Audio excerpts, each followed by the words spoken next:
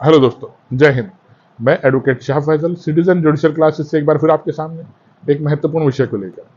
आज मैं आपको संविधान के अध्यादेश के बारे में बताऊंगा। अध्यादेश मीन्स ऑर्डिनेंस किसे कहते हैं, ऑर्डिनेंस कब लाया जाता है, इसकी क्या प्रक्रिया होती है, इसका क्या प्रभाव होता है, ये आपको बताऊंगा। देखिए, कोई भी कानून जो लाया जाता है वो संसद में रखा जाता है, संसद उसे पास करती है, फिर राष्ट्रपति साइन करते हैं, वो एक्ट बन जाता है। संसद कब बनाती है कोई कानून? संसद में एमपीज लोग हर समय तो मौजूद नहीं होते दिल्ली के अंदर, तो उनके लिए सत्र बनाए गए हैं अलग अलग, ग्रीष्मकालीन सत्र, मानसून सत्र और शीतकालीन सत्र। ठीक इन्हीं सत्रों के दौरान कोई मंत्री कोई बात रखता है कानून बनाने के लिए, फिर संसद में पास होता है वो, फिर राष्ट्रपति उस पर साइन करते हैं।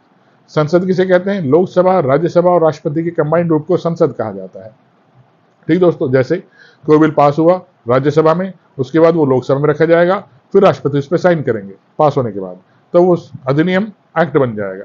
उस समय तक वो विधेयक रहता है, राष्ट्रपति साइन करने के बाद वो एक्ट अधिनियम बन जाता है। ठीक दोस्तों, लेकिन अगर ये सदन सत्र में नहीं है, सत्र नहीं चल रहे हैं और राष्ट्रपति को लग रहा है कोई कानून अर्जेंट बनाना है, हमें कोई ऐसी चीज आ गई सामने देश के कि हमें एकदम अर्जेंट कोई कानून बनाना पड़ रहा है, तो राष्ट्रपति ऑर्डिनेंस लाते हैं। उस ऑर्डिनेंस को ही अध्यादेश कहा जाता है। ये तभी लाया जाता है जब कोई सत्र सदन में नहीं चल रहा होता।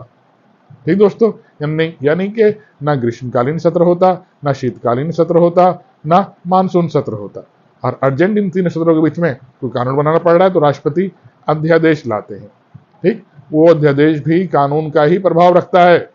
लेकिन जब ये कब तक प्रभावी रहता है? अब सदन सत्र में बैठा, जैसे इस समय कोई सदन सत्र में नहीं चल रहा है, 2 महीने बाद सदन सत्र में चला, कोई सदन ग्रीष्मकालीन सत्र स्टार्ट हो गया या शीतकालीन सत्र स्टार्ट हो गया, तो इस ऑर्डिनेंस को अब संसद के सत्र में रखा जाएगा। ठीक दोस्तों, चाहे तो लोकसभा में रखा जाए, चाहे राज्यसभा में रखा जाए। अब उस ऑर्डिनेंस को लोकसभा में रखा गया, लोकसभा में पास होने के बाद, फिर राज्यसभा में पास होने के बाद उसे राष्ट्रपति क्या करते हैं? ऑर्डिनेंस वो कानून का रूप ले लेता है जब वो पास हो जाता है। लेकिन सदन सत्र होने के 6 सप्ताह के अंदर इसे उसमें सत्र में रखना पड़ता है, नहीं रखा जाता फिर वो डिसॉल्व हो जाता है। इसलिए राष्ट्रपति को चाहिए जब भी कोई ऑर्डिनेंस बनाते हैं वो, तो उसको जब सदन सत्र में चलेगा दोबारा तो उसके सामने रखेंगे और 6 सप्ताह के अंदर उस सदन को दोबारा उसे पास करवाया जाएगा। नहीं पास करता सदन तो ऑर्डिनेंस डिसॉल्व हो जाएगा। ठीक दोस्तों, ये तो होगी केंद्र की प्रक्रिया।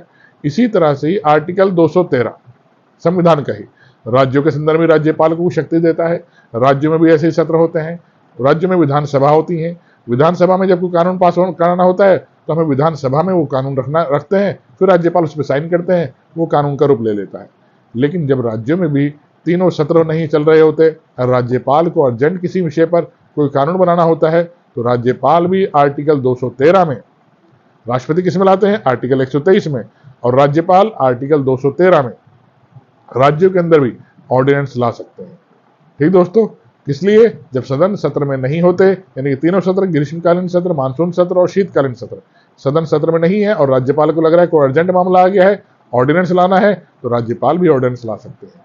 और जब सदन दोबारा बैठती है, विधानसभा दोबारा बैठती है, तो विधानसभा के समक्ष वो रखा जाता है ऑर्डिनेंस, और 6 सप्ताह के अंदर उसे विधानसभा दोबारा पास होना पड़ता है।